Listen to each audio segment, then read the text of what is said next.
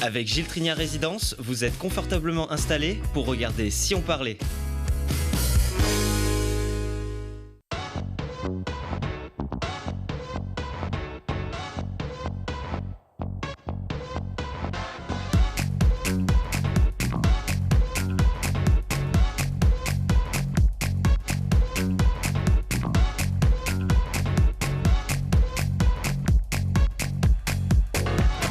Bienvenue à tous, très heureuse de vous compter parmi nous ici sur ce plateau bourré d'énergie positive. Vous allez voir avec des passionnés qui se bougent pour faire battre le cœur du territoire. Le cœur de la Halle Clémenceau qui s'emballe de nouveau avec les Yetis qui n'ont rien d'abominable, au contraire. Ces femmes et ces hommes des neiges cartonnent sur des roulettes.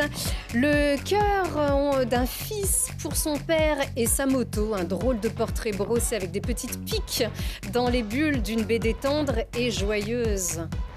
Dont le tome 2 vient juste de sortir. La moto de papy, le voici, le voilà. Et c'est vous, Sylvain, qui êtes aux commandes de cette belle aventure. Bienvenue.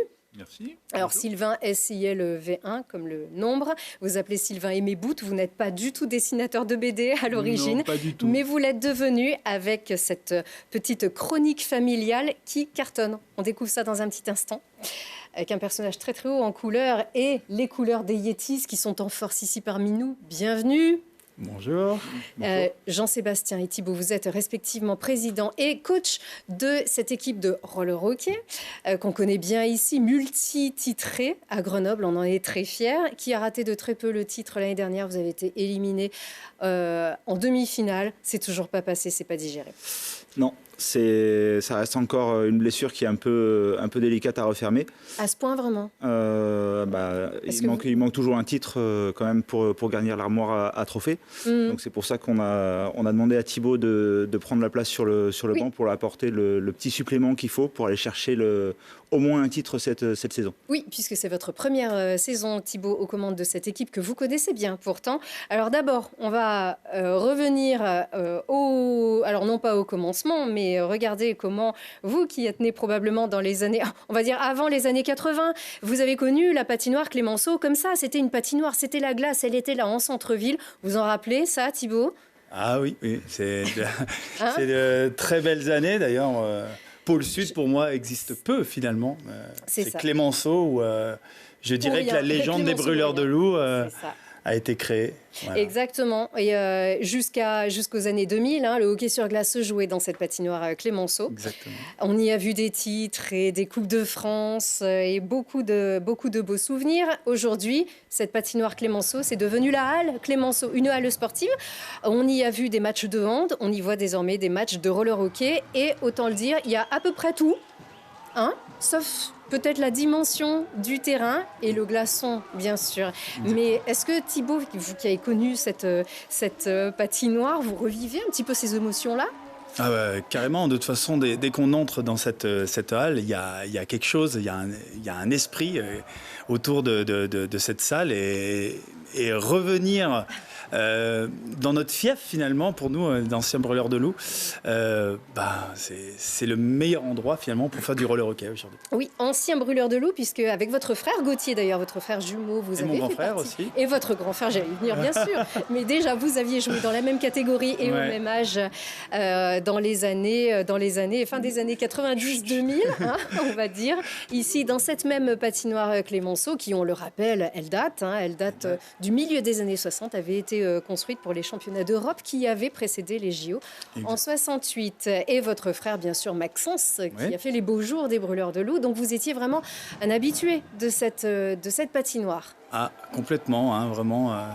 On peut dire qu'on a passé pas mal d'heures dans cette magnifique salle qui, même avec l'âge, on regarde, elle est toujours aussi belle finalement. Elle est toujours aussi belle. Elle rappelle de beaux souvenirs en tout cas. Tout à fait. Et on vient de le voir, il y a aussi un petit peu ce rythme, ce jeu, ces belles émotions. On a un petit document, alors c'est une petite archive, on n'arrive pas à retrouver des photos. Là, on voit Maxence, il est là. Alors regardez, au rond du milieu, sur la droite, on a zoomé un petit peu. Voilà, il est à côté de Gérald Guénelon qui porte le 22. Maxence est là à droite. Quand on trouve des documents, on retrouve ici Jean-Philippe Lemoine, Christian Pouget, Philippe Boson. Il y a du beau monde, Fabrice Texier. Bernard Segui, qui est complètement à gauche, qui était l'ancien entraîneur de l'équipe de France de roller hockey, d'accord, et qui aujourd'hui entraîne toujours donc les féminines, je crois, hein, c'est ça. Il est dans le staff, dans le staff de l'équipe de France. Oui, exactement, il est toujours dans le staff. Donc le hockey est une grande famille aussi, et qui se transmet. Et oui, parce qu'en fait, beaucoup de glaceuses, qu'on appelle des glaceux, comme moi, finalement, on est venu au roller un peu par passion, tout simplement au hockey, et que on pouvait faire de très beaux championnats en roller hockey tout en restant à haut niveau et en ayant toujours une activité professionnelle à côté, quoi. Alors le haut niveau, vous l'aviez connu quand même en élite, hein, vous avez joué en élite, vous avez aussi joué du côté de Villars, mais alors la petite histoire retiendra que vous êtes champion de France de Détroit. C'est ça. L'année de la relégation du dépôt de bilan du club, c'était en 99-2000. Et c'est vous qui avez gagné la dernière mise en jeu. Voilà, j'ai trouvé ça sur le web. Voilà, et c'était face à Courbevoie le 9 avril 2000. Voilà pour la petite histoire. Et donc, on en vient naturellement au roller hockey en cours de carrière ou en après-carrière. Est-ce que ça se produit souvent que des anciens joueurs vont donner peut-être des coups de main dans des clubs aujourd'hui, de la région? De plus en plus, les glaceux qui au départ réfutaient, ne voulaient pas aller dans la glace, plutôt dans le roller. Aujourd'hui, on a beaucoup plus de respect. On est vraiment le petit frère, il faut être honnête. Mais avant... Ça se faisait beaucoup, les deux à la fois. On allait sur la de plus en plus maintenant. Ouais, bien sûr. Alors, nous, c'était plutôt quand on était à la glace, on faisait plutôt quelque chose de loisir, d'accord. Et puis on venait se mêler en effet avec ceux qui faisaient du roller hockey. Puis le roller hockey a pris beaucoup de dimensions. Et aujourd'hui, on peut dire que le roller hockey, c'est vraiment le petit frère et on est proches les uns des autres, finalement. Oui, petit frère parce qu'il est beaucoup plus jeune. On appelle ça le roller. Ça s'appelait le roller online au début, puisque à l'époque de ceux qui sont nés avant les années 80, le patin, c'était avec les deux roues. Je crois que ça s'appelle aujourd'hui le rink hockey. Je crois que c'est ça. On joue mais le rink hockey existe depuis encore plus longtemps. Oui, c'est ça, avec les deux roues, en quad, deux par deux. En quad, pas inline. Voilà. Exactement. Et il s'est très bien développé, ce roller hockey, depuis quelques années.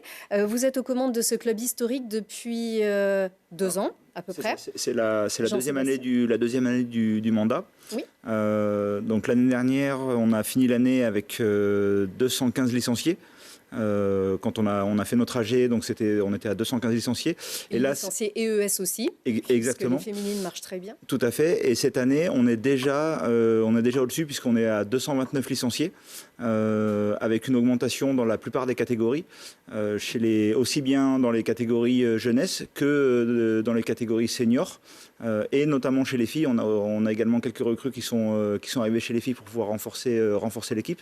L'effet championne du monde peut-être, parce qu'on rappelle que parmi ces filles qui ensuite peuvent changer de club, mais vous avez quand même formé des championnes du monde il y a 2 ans.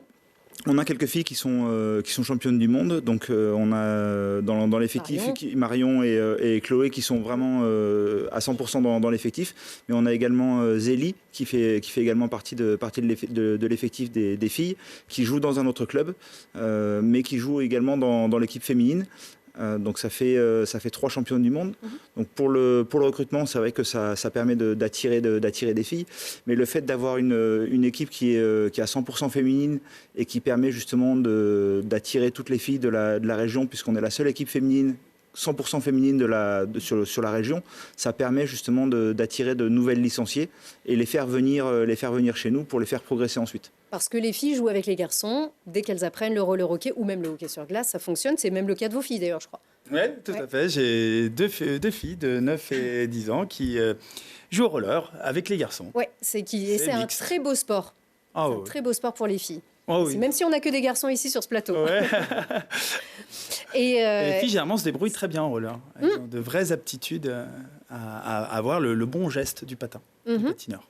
Et oui, tout à fait, c'est très formateur, même si on a des titrés quand même derrière vous. On va en parler dans un petit instant, mais il y a du très très haut niveau parmi ces jeunes roller hockeyeurs qui sont ici. Les Yetis, on peut refaire un petit historique aussi. C'est un club emblématique qui joue donc en élite, donc dans le plus haut niveau. Vous avez connu la Coupe d'Europe. Donc il y a les Yetis, c'est un des plus vieux clubs de roller hockey en France, puisque nous allons fêter l'année l'année prochaine les 30 ans du club. Donc historiquement, c'est vraiment les Yetis qui ont développé ce club. Ça a été créé donc à l'époque par Gilles Bernot-Turneau, qui était accompagné de Bernard Segui. Et c'était dont on a parlé tout à l'heure. C'était au début, c'était un sport de parking. Ça se pratiquait dehors, là où on pouvait, voilà. Avec ça déjà? Thibaut, ça tu sauras me répondre? Non, le palais est arrivé bien après, quand ça a commencé à se démocratiser et quand on a commencé à jouer dans des salles. Mais au départ, c'était des balles. Hein. C'était des balles. Ou alors un palais un peu rugueux. D'accord. Et là, c'est un palais, c'est pas comme un palais... c'est beaucoup plus petit qu'un palais de... Enfin, pas plus petit, hein, mais alors, moins épais, déjà. Plus léger. Plus léger, ouais. Et il y a des petites pastilles, on les voit là, qui permettent en fait de glisser et de permettre au palais de se stabiliser. Ça fait, voilà, oui, exactement. Voilà. Et ça fait peut-être un petit peu moins mal quand ça... Non. Non. Non, ça fait... Non, parce qu'en fait, vu qu'il est plus léger, il part plus vite aussi. Hein. D'accord. Et donc, on est passé d'un sport de parking à un sport de très haut niveau. Voilà, un sport de très haut niveau avec en 2001 la création du championnat de France qui progressivement est devenu Ligue Élite. Et se joue sous la dénomination Ligue Élite. Rassemble aujourd'hui 10 équipes. La formule est simple, c'est 10 équipes en championnat. Les 8 meilleurs jouent les playoffs et par élimination successive, le vainqueur est désigné tout à la fin. Les 2 derniers jouent des matchs de maintien contre le playdown, voilà, contre les équipes de division inférieure et gagnent le droit ou pas de rester en Ligue Élite. Oui, mais c'est pas... Il y a des grandes villes comme Bordeaux, des villes aussi où on connaît bien le hockey sur glace comme Angers, et puis des petites villes, en fait, c'est Rethel, qui est connue pour, je crois que c'est la capitale de...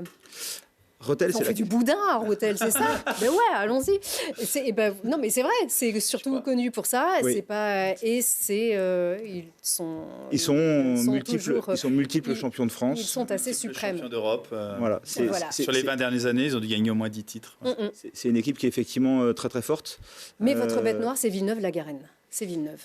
Alors, on va remettre des images. Pour mieux nous en parler, là, voilà votre fille d'ailleurs, Thibaut, on en parlait il y a 2 petites secondes, parce que c'est du très haut niveau. L'ambiance est quand même bien sympa. Il y a un public très très sympa aussi. Ça reste très bon enfant et très convivial, mais c'est du très haut niveau. Et dans ce très haut niveau, il y a cette équipe que vous avez reçue il y a peu et qui vous avez sorti donc des demi-finales. L'année dernière, ouais, c'est ça. Qu'est-ce qui, malgré une saison régulière exceptionnelle, à quoi ça se joue, Thibaut, cette suprématie du roller hockey? En quoi est-ce qu'on est le meilleur? Donc, Villeneuve a déjà des étrangers. Donc, c'est souvent quand même des joueurs qui ont un profil un peu professionnel, quand même, déjà. Pas vous? Pas du tout. Non, là-dedans, en fait, sur le fait d'avoir des étrangers, il y a un aspect économique. Nous, étant un club excentré, puisque Grenoble est avec Anglet, l'un des 2 clubs les plus excentrés en France, on a énormément de déplacements. Donc le budget qu'on passe en déplacement, on ne peut pas le passer dans des salaires de joueurs, chose que les autres clubs, notamment Villeneuve, peuvent se permettre, parce qu'ils ont effectivement des déplacements qui sont moins coûteux. Peut-être plus de subventions aussi. Ça, alors, on est quand même à peu près bien aidé, mais c'est vrai que c'est le nerf de la guerre, en effet. Donc nous, on utilise 99,9% de joueurs issus de la région. Voilà. Formés au club. Formés au club, certains sont formés à Villarbonneau. Il y a de très bons clubs, hein, finalement. Il y a Avars, il y a Vorep aujourd'hui qui se sont bien développés. Des Frelons. Il y a un club très sympa à Crolles que je salue aussi. Il y a Villarbonneau, bien sûr, Exactement. les Dauphins. Oui, c'est un sport qui est très développé dans la région. Ça reste un aimant, hein, finalement, les Yetis. Et donc, ceux de la région viennent finalement soit jouer en N2, soit jouer en élite, selon leur niveau. Et il y a du niveau. Il y a un on niveau voit des très jolies choses et ça bouge bien et c'est spectaculaire. C'est pour ça qu'on aimerait que les tribunes soient davantage garnies parce que c'est un très bon moment. Mérité. C'est en centre-ville, hein, c'est vraiment à l'entrée du centre-ville. C'est ça, on a redonné à la Clémenceau son sport d'origine en fait, qui effectivement, vous l'avez souligné, était le hockey sur glace. Donc il n'y a plus de glace, mais on fait toujours du hockey à Clémenceau. Donc l'occasion pour les nostalgiques de venir nous voir. Ça se joue régulièrement les samedis soirs. Le prochain match étant le 11 novembre contre Anglet. Très belle équipe cette année Anglette. Voilà. Donc, qui également font de la glace. Tout le monde à venir. Font également de la glace aussi. Très belle ville de hockey aussi. Ouais. C'est sûr. Alors, le titre ou rien cette année? Allez, moi, j'ai faut partir comme ça, hein. annoncé la couleur après 2 années magnifiques. Hein, C'est ça. C'est les meilleurs résultats que finalement les Yetis ont réussi à obtenir d'un point de vue du championnat de France élite. On ne va pas se cacher. On a une partie de l'équipe qui fait partie de l'équipe de France. Nos 2 gardiens. Voilà, on a d'excellents joueurs. On a aussi des jeunes derrière qui attendent la relève. Et pour ça, il faut aussi qu'on leur montre qu'on est capable de gagner avec ce vivier grenoblois.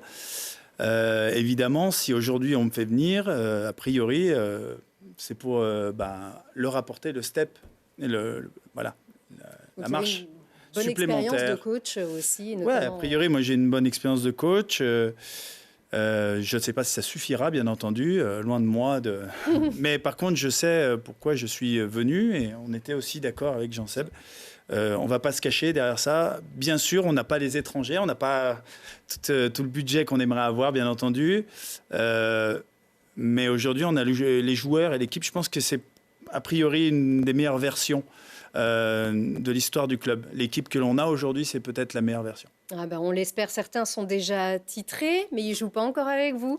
Alors, on a Matteo qui se tient très gentiment derrière nous. Matteo est champion d'Europe. Mesdames et messieurs, champion d'Europe. C'était à Charleroi. Charleroi en Belgique, oui. C'est ça. C'était l'été dernier. Matteo Caspani, vous avez remporté cette finale face à la République tchèque avec les U17. Donc les moins de 17 ans. Vous avez quel âge, Matteo? J'ai 16 ans, là. Waouh. Et ça, c'est un souvenir magnifique. C'est sûr que et remporter... vous n'étiez pas tout seul en plus. Non, j'étais pas tout seul. J'étais accompagné de Pablo Fontanil. C'est sûr que gagner des titres dans un sport, c'est le Graal. Et là, d'être champion d'Europe, d'être sur le toit de l'Europe à ce moment-là, c'est assez magique. Ça fait rêver, ça c'est sûr, ça fait rêver d'élite. Aujourd'hui, vous jouez chez les U17, les U19 aussi? Je suis passé en U20. Ah, U20, pardon. Parce que les catégories, ça passe de U17 à U20. Oui, mais il y a des champions... Des vice-champions U19 d'Europe, aussi. U19. Donc U19, c'est dans les catégories nationaux? U19, en fait, ils ont fait un mélange entre U17 et U20. Et en fait, c'est les moins de 19 ans. Donc 17, 18 ans. Bon, enfin, le grand public comprendra que c'est des juniors. Hein. C'est ça. Voilà. Et qui donc ont eu moins de chance en finale. Les U19 sont vice-champions d'Europe. C'est déjà très bien. Mais on ne se remet pas, on ne digère pas une défaite en finale. Toujours pas. Une finale, elle se gagne. Les finales, ça se gagne. Et en plus, contre l'Espagne, une nation qui nous tient chaque fois le titre dans les championnats d'Europe, pardon. Non, on ne digère pas. Bon, en tout cas, c'est un bel espoir pour ce sport qui est en plein développement et qui gagne chaque année un petit peu plus de niveau. Hein. C'est du sérieux, ça se joue. Il faut beaucoup s'entraîner. Hein. Ouais, on a beaucoup d'entraînement à Grenoble. Là, avec les U20, on s'entraîne 2 fois par semaine. On est aussi surclassé dans des catégories supérieures. On joue avec les adultes parfois. Donc ça nous fait entre 2 à 4 entraînements par semaine, plus les matchs le week-end.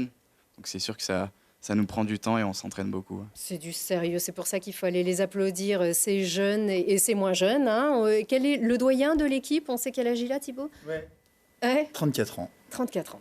C'est quand encore je me compte jeune. Pas, moi. Hein, moi et pourtant, très, très jeune entraîneur. Eh ben, on a compris qu'il fallait aller le samedi à la Clémenceau, de préférence à 19h30. C'est ça. Pour aller vous applaudir et passer des bons moments. Et vous soutenir, on l'espère, parce qu'il y a un super potentiel, ne serait-ce qu'en termes de spectacle. Même si on n'y connaît rien, on passe toujours un bon moment. Merci beaucoup. Merci à vous. On se retrouve ici, on fait le titre. D'accord? Avec grand plaisir. Promis. On croise les doigts. Quelqu'un fait de la moto ici? Moi. Ah oui. La moto comme celui-ci, attention, suspense. On a une belle moto à découvrir.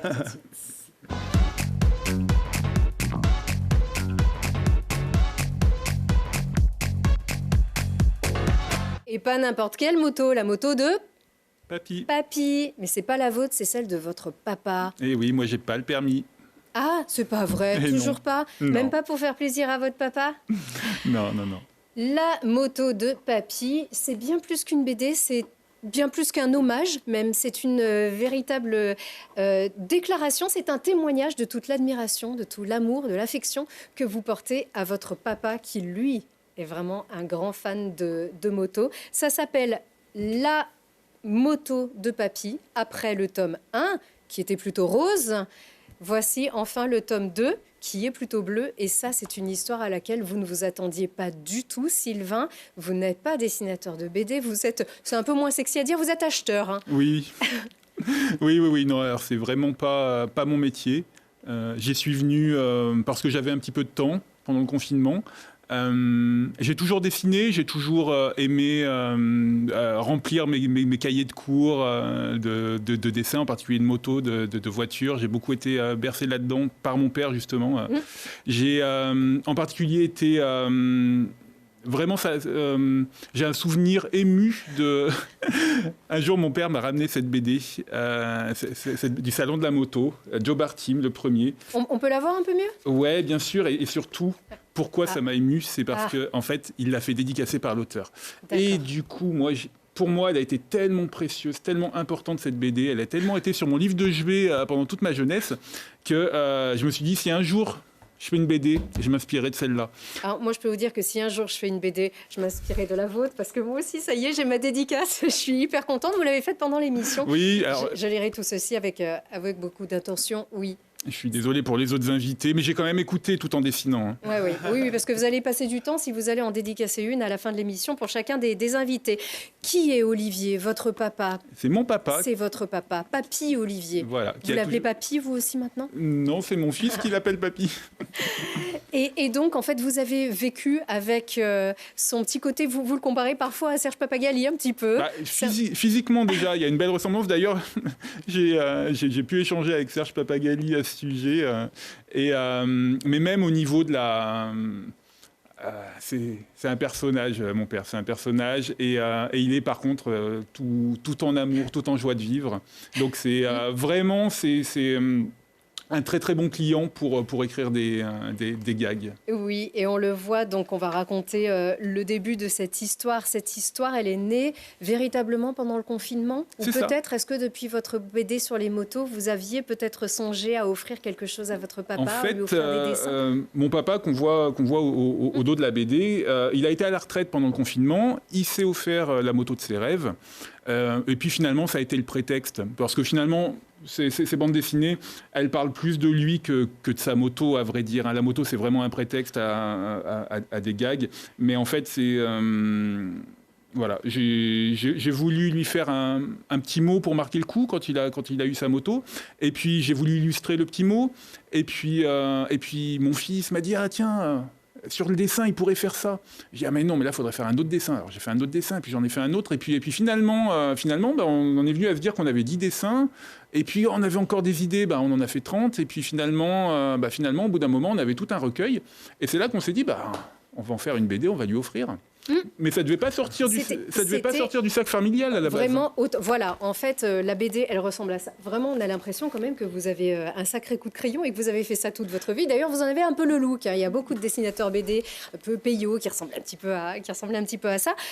Finalement, certains éditent leurs livres de cuisine de famille et vous avez voulu éditer votre BD. Je ne sais pas si on peut voir la vidéo. Alors ça, c'est les motos. Ça, c'est la moto de ses rêves à votre... Non, ça, c'était la précédente qu'il a revendue justement pour avoir, celle-ci. C'est celle-là. Une Indian Roadmaster.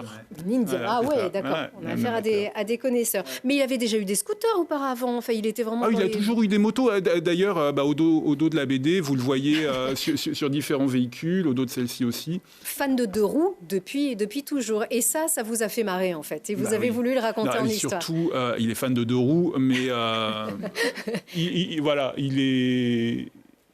a eu quelques accidents notables. Donc, c'est un petit peu devenu matière pour se charrier, en fait, le fait qu'il est souvent en panne, souvent en accident.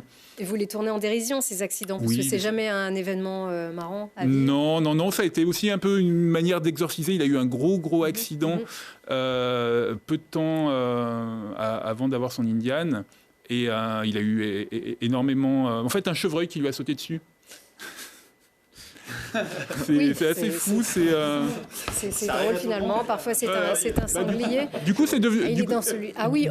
Du coup, c'est devenu un gag et ça a été un peu une manière d'évacuer ce triste épisode, dont il a encore des séquelles. Il a eu tellement de fractures, le poumon perforé. Ça a été dur de le voir dans cet état. Et là, aujourd'hui, de le voir encore sur un 2 roues, c'est une petite victoire. Oui, pour se donner du baume au cœur, vous lui avez donc offert ce beau cadeau. Là, c'est un joli... Moi, je la trouve très touchante, cette vidéo, parce qu'il y a un joli petit paquet. Il est là, regardez-le, Papy Olivier, en fait, et à quel point... Il est peut-être brut de décoffrage sur certaines choses, mais il est très soigneux, il est très touché. Il ne va pas le montrer, hein. Il ne le montre pas trop. Ouais, mais il n'a pas compris sur le coup. Hein. Il n'a vraiment pas compris. Non. Et voilà, on le voit ici découvrir cette BD, c'était le numéro 1. Il s'est reconnu tout de suite. Alors, il s'est reconnu, mais par contre, il n'a pas compris tout le travail qu'il y avait derrière. Il n'a pas véritablement compris que c'était vous, l'auteur de tous ces dessins, de toutes ces histoires. Pas sur le coup, parce qu'en fait, on vit tellement à une époque incroyable. Ça a beaucoup amusé toute la famille. Une époque incroyable. On vit une époque où en quelques clics, on peut faire un album photo incroyable grâce à Internet. On le reçoit à la maison avec des belles photos, une belle mise en page, tout ça. Donc lui, il a vraiment pensé que c'était ça, que c'était quelque chose qui m'avait pris 3 clics à fabriquer. Quoi. C'est quand même 3 sacrés clics, hein, parce qu'il est épais. Vous disiez, vous aviez fait un dessin, puis 10, puis vous vous êtes mis à griffonner. Il a fallu apprendre. Vous avez appris à dessiner, parce qu'on ne dessine pas instinctivement comme ça, des visages. Il y a plus d'1 an de travail, plus de 1000 heures sur le tome 1 et le double sur le tome 2. où en fait, il a fallu... Voilà, à la base, moi, ma passion, c'est dessiner des voitures, dessiner des motos, mais les gens, je ne sais pas faire. Et je le dis clairement, acheter cette BD, vous achèterez la BD de quelqu'un qui n'a pas beaucoup de talent pour dessiner les personnages. C'est pour ça que je passe par la caricature, gros nez, gros yeux, ça permet de faire facilement passer des émotions. Et c'est pour ça qu'encore une fois, j'ai vraiment pas la prétention d'être, ne serait-ce qu'à la cheville du maître. Le coup de crayon, la caricature va aider à faire ressortir une émotion et à l'exacerber. Exactement. Mais du coup, entre dessiner, gribouiller, d'ailleurs, il y a mes brouillons qui sont en page de garde. Hein, ça permet rappelle de voir... un peu les Boulet Bill, hein, ils faisaient un peu pareil. Voilà, ça permet de voir un petit peu à quoi ça ressemblait au début. Vraiment, c'était très, très moche. J'ai pris, du coup, pour pouvoir passer sur vraiment ça à un niveau professionnel, j'ai pris des cours. J'ai eu droit, grâce à mon entreprise, à faire des formations. Donc, j'ai fait des formations Photoshop sur la région en particulier, InDesign pour la mise en page aussi. Et tenter... Ça s'improvise pas. Non. Il y a vraiment... livré beaucoup d'énergie. Ça s'est vraiment fait dans la douleur. Mais est-ce que vous avez dû beaucoup lire aussi? Ça me rappelle un peu les Boulet Bill. C'est pas un chien, c'est une moto. C'est des histoires familiales qui sont... Et puis, un gag... Chacun peut s'y reconnaître aussi. Un gag par page, un petit peu comme Boulet Bill, un peu comme Gaston Lagaffe. Plus Gaston Lagaffe que Boulet Bill. Plus Franquin, alors. Ouais. Ah, Franquin, c'est pareil, c'est un maître total. Ah oui. Ouais. Ça, c'est sûr. Et donc, aujourd'hui, vous êtes capable de dessiner, de croquer un petit peu des portraits, des visages, puisque vous avez sorti donc ce tome 2 avec... vous-même, vous dites, c'est beaucoup mieux que le 1. Ah oui, tant et si bien que le tome 1, je vous l'ai amené là pour vous le montrer. Ça, c'est mon exemplaire perso. Hein. La couverture est la même, il n'y a que la couleur qui change. En tout cas, Papy, il n'a pas beaucoup changé. La couleur du tome 1, d'ailleurs, c'est un hommage un petit peu, encore une fois, hein, le maître est là. Hein. Mais je ne sais plus ce que je disais. Eh bien, vous disiez que le trait, que vous aviez progressé. Oui. Voilà. Tant et si bien qu'aujourd'hui, le tome 1 est en rupture de stock et je ne veux pas le réimprimer tel quel. Donc, je suis actuellement en train de travailler à faire une réédition du tome 1, beaucoup mieux dessiné. Sans assumer votre... Non, parce que franchement, j'ai... Votre amateurisme qui est une qualité, en l'occurrence. Ah, mais quand je vois la pauvreté des décors et tout ça. Donc j'ai honte du tome 1. Vraiment, le tome 2... Les Astérix ont évolué entre les premiers, le l'attrait du Déserzo a beaucoup Et changé. c'est ce que m'ont dit en des quelques professionnels, des dessinateurs vraiment, parce que du coup j'ai accédé à une sphère un petit peu de dessinateurs de BD et j'ai vraiment qui ont été très très très gentils et très bienveillants envers moi et qui m'ont déconseillé de refaire. Ils me disent mais non, garde toutes les erreurs de jeunesse, c'est bien. Et ils auront une histoire. Mais j'ai un petit côté perfectionniste, donc si vous faites partie des 250 lecteurs du tome 1 qui avaient le tome 1 première édition chez vous, gardez-le bien, peut-être un jour ça prendra de la valeur. Gardez-le bien. Celui-ci, c'est une première édition. Celui-là, c'est la première édition. Laissez-le moi. Ah non, celui-là, c'est non, bien, vous ça. me le laissez. On verra l'évolution. On attend le tome 10 avec beaucoup d'impatience pour découvrir aussi toute la famille. On le trouve bien sûr partout. Le tome 2, en tout cas. Eh ben non, absolument pas. Sur... Non, je suis en auto-édition. J'ai pas de mes seuls points de distribution. À partir de ce soir, c'est vrai, vous êtes en auto-édition. Vous-même avez dû faire la mise en page. Du coup, pour en obtenir un, il faut m'écrire à une adresse mail que j'ai créée exprès. Ah, vous n'avez pas pu avoir d'autres distributeurs depuis la naissance de cette on le cette trouve aventure au bureau tabac du pont de Vence de Saint-Égrève, parce que voilà. Que nous saluons. On le trouve au cabinet d'assurance familiale, Emobout et compagnie. Oui. Voilà. Et puis chez un ami qui a un magasin de matériel médical aussi, Fil Médical, à Grenoble. Voilà. Les 3 points de vente, sinon il faut passer par l'adresse Votre page. L'adresse mail lamotodepapy@gmail.com. Gmail.com. Ou votre page Facebook. Ou ma page Facebook, avec Puisque plaisir. vous êtes dessus. J'espère que ça va se décanter tout ça. Ce serait une belle nouvelle en tout cas. De toute manière, je fais vraiment pas ça pour le profit. C'est vraiment, à la base, c'était juste mais pour les autres, dans le cercle c'est déjà familial. ça. Et puis, tout le monde en a voulu. C'est pour ça que je me suis mis à l'imprimer. Ça coûte 15 €, c'est une auto-édition. Donc voilà, on peut aussi vous aider un petit peu et vous donner un petit coup de pouce. On vous retrouve tout de suite avec les petits bons plans, les coups de cœur. J'ai comme une petite idée quand même. Merci, Lucie.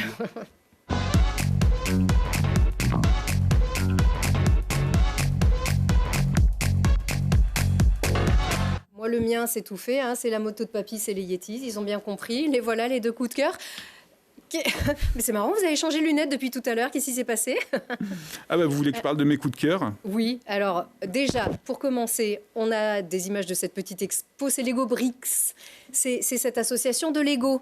Grenobrix. Grenobrix, bien sûr. Les Lego, les passionnés de Lego à Grenoble. Pourquoi cet assaut?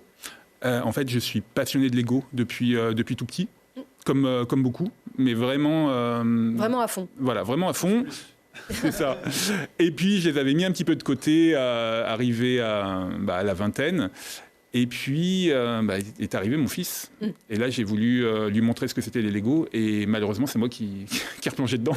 Ah, d'accord. Je croyais que vous alliez dire est arrivé mon fils et j'avais plus le temps. Mais non, au contraire. Au contraire, on joue ensemble, on passe beaucoup de temps ensemble à construire des choses, dont ces lunettes qui sont vraiment, grâce à un ami opticien qui m'a fait des verres à ma vue. D'accord, donc c'est des vrais verres. C'est des vrais verres à ma vue qui sont en plus colorés. Et vous allez travailler comme ça? Ça m'est arrivé. Honnêtement, ça m'est arrivé. Oui, si c'est, oui, je comprends. C'est très joli. Ça n'est pas qu'un jouet. Ça fait criser ma femme, par contre.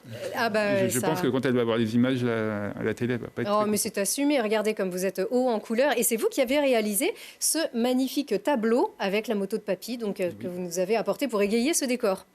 Tout à fait. Qu'on peut peut-être voir sur ce plan-là. Voilà, c'est un Lego que vous voyez ici. C'est vrai que ici on le voit, on s'en rend pas bien compte. En dézoomant, mais c'est vrai que c'est vous qui avez créé cette très jolie composition. Bravo, on dirait une montre, celle-ci. Oh là là. Ah non, alors... Ça va, Karl, tu t'ennuies pas trop avec ton papa? Non, ça va. Non, il nous dit que non, tout va bien. Eh ben, c'est dur que voilà, il est aussi fan des Lego, mais on ne doit jamais s'ennuyer dans votre famille. Merci pour ce petit témoignage et ce petit clin d'œil. Jean-Sébastien, vous, on va chercher du côté de Pôle Sud. On va chercher du côté de Pôle Sud. Donc on quitte là le Clémenceau. Alors, votre coup de cœur à vous, c'est cette patinoire Pôle Sud. Alors. Voilà, c'est le patinoire Pôle Sud pour plein de raisons. Tout d'abord, c'est effectivement la maison des brûleurs de loups, mais pas que. Il y a aussi le... Voilà, on y hurle toujours autant. C'est pas Clémenceau, mais c'est Pôle Sud. Ouais. Mais il y a aussi une très très bonne école de patin, un très bon club de patinage avec lequel vous êtes déjà venu plusieurs fois. Tiens donc, pour les galas notamment. Donc, pour y apprendre aussi. Pour y attention, apprendre c'est aussi. sérieux. Pour y apprendre aussi. Voilà, c'est un endroit que je trouve emblématique dans Grenoble parce que on y fait toujours quelque chose. De 6h à 22, 23h, c'est globalement ouvert. Et en plus, on aimerait qu'il y ait encore tellement plus de créneaux pour le short track, pour le patinage, pour le hockey, bien sûr. C'est ça. Thibaut, Clémenceau toujours. Hein. Ça peut être Team que Clémenceau, ouais. Peut-être un peu la notre vitesse quand même, mais c'est vrai que je revenais pas si souvent sur Grenoble ces dernières années. Là, c'est un vrai plaisir de retrouver quelques marques. Et c'est vrai que retrouver la salle Clémenceau, ça fait battre un peu le cœur, ça ramène de beaux souvenirs. Les dernières fois qu'on a joué, on a eu le titre de champion de France, c'était de la D3 à l'époque, mais on avait réussi à faire revenir Grenoble en élite. S'ils sont là, c'est peut-être aussi un petit peu... on a peut-être une part là-dedans. C'est en 99-2000, on le rappelle. 2000, beaucoup oublient cette saison qui avait vraiment été un véritable cauchemar aussi. 2 ans après le titre, enfin 1 an après le titre de 98. Et vous avez on avait demandé aux courageusement. juniors et à des anciens joueurs, dont un certain Frédéric Dailly. Ah ben voilà, que nous saluons. Que nous saluons. Voilà. ainsi que quelques autres, hein, Jean-Philippe Lemoine, attention. Jean-Philippe Lemoine est arrivé. Harry Salo surtout qui avait pris Harry Salo, exactement, et qui avait pris cette équipe en main. Et bon nombre de copains qu'on revoit encore. Nicolas Régorez, Thomas Bergamelli, etc. Mathieu Belay, et beaucoup d'autres. On en oublie, bien sûr, on va pas tous les citer. Marc Billiras, ça y est, j'en ai encore un. Bien sûr, Marco. Bien sûr. Allez, merci beaucoup pour tous ces beaux souvenirs et pour cette belle découverte. Merci encore et à très vite pour tous les prochains tomes. On prendra beaucoup de plaisir avec vous et merci encore à vous tous de votre fidélité. À très vite.